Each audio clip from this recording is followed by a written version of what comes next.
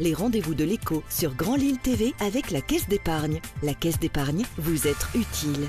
Bonjour à toutes et à tous et bienvenue sur Grand Lille TV pour cette nouvelle édition du rendez-vous de l'écho. Aujourd'hui, nous accueillons Cyril Baranco. Bonjour. Bonjour. Vous êtes le directeur général du FONGECIF des Hauts-de-France. C'est ça. Le congé de formation, souvent on l'évoque dans la région pour se permettre en fait de se réorienter, de changer de voie. Alors c'est peut-être un peu plus compliqué que ça. Déjà en deux mots, si vous deviez présenter, définir, vous le FONGECIF. Écoutez, on a une mission principale qui est d'aider les actifs, les salariés à construire leur parcours professionnel. Et pour ce faire, on les accueille, on les oriente, on les informe, on les conseille, on les accompagne tout au long de leur parcours pour permettre de le définir mais aussi de le réaliser. Et puis, on a également la possibilité d'aller jusqu'au financement de leur projet de formation dès lors qu'il est défini. Cette formation professionnelle au cours de sa carrière, tout au long de la vie, chaque salarié y a le droit ? Tout à fait, tous les actifs ont droit à ce congé individuel de formation, qu'ils soient en CDI, mais également les salariés qui ont eu un CDD peuvent bénéficier de ce congé individuel de formation. Il faut simplement se renseigner auprès du FONGECIF et prendre contact avec nos services pour pouvoir être accompagné. Il n'y a pas un minimum d'activité, 1 an, 2 ans, plusieurs années pour bénéficier de ces formations? Alors, tout à fait, il y a effectivement des règles qui sont applicables, qui sont des règles définies dans le Code du travail, qui permettent d'être éligible à ce congé individuel de formation. Il faut effectivement une ancienneté d'1 année pour pouvoir bénéficier quand on est en CDI. Par contre, pour les CDD, c'est beaucoup plus souple. Aujourd'hui, c'est de plus en plus, alors tendance, c'est peut-être pas le terme approprié, mais en tout cas, vous sentez qu'il y a de plus en plus de personnes qui réfléchissent quant à leur carrière, leur avenir et qui veulent parfois se réorienter? Tout à fait, c'est une donnée effectivement de l'économie actuelle. On est amené à changer de travail, à évoluer dans son travail, à gagner des compétences. Et bien évidemment, pour pouvoir toujours être adapté à ces circonstances de travail, il faut se former pour pouvoir continuer à être performant dans l'entreprise. Ce que vous proposez par exemple, ce sont les fameux bilans de compétences, validation d'acquis d'expérience, ce genre de données, ce genre d'outils? Complètement, ça fait partie des dispositifs que l'on finance. On peut passer par un bilan de compétences. On peut aussi demander la validation des acquis de l'expérience, mais on peut aussi se former classiquement sur les différents métiers que proposent les organismes de formation et qui répondent aux besoins de l'économie. Alors quels sont les profils types? J'imagine qu'il n'y en a pas forcément un à définir, mais quelles sont les personnes que vous voyez le plus souvent quand même?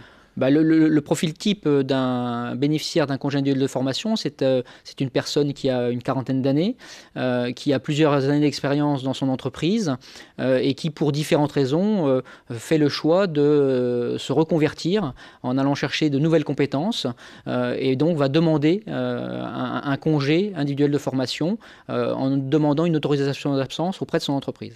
Toutes les catégories professionnelles, de l'ouvrier au cadre supérieur, peuvent en bénéficier, mais est-ce que tous en profitent vraiment? Alors, on essaie effectivement de proposer ce dispositif aux personnes qui en ont le plus besoin, aux salariés qui en ont le plus besoin, mais c'est une démarche individuelle. Donc, c'est vrai que d'une façon générale, on se rend compte que ce sont plutôt les employés, en général, qui bénéficient de ce dispositif.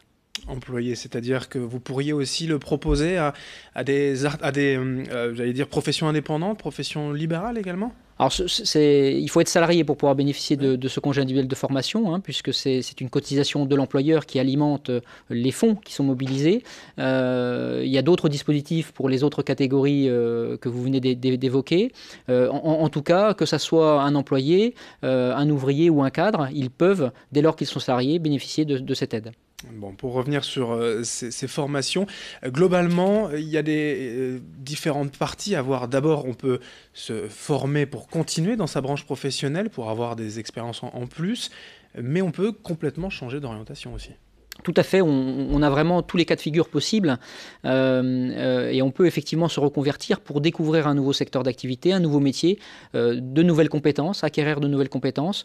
L'ensemble des projets que l'on finance ont vocation effectivement à cette reconversion professionnelle, à se donner une deuxième vie professionnelle, voire des fois une troisième vie professionnelle pour le bénéficiaire. Le message finalement que vous pouvez adresser, c'est d'oser venir au FONGECIF, ne serait-ce que de se renseigner, certains qui pourraient être, alors pas forcément malheureux dans dans leur entreprise, mais qui se posent des questions, qui réfléchissent, voilà, d'oser venir au moins se renseigner? Et effectivement, il faut, c'est un bon terme, oser, c'est vraiment la bonne formulation.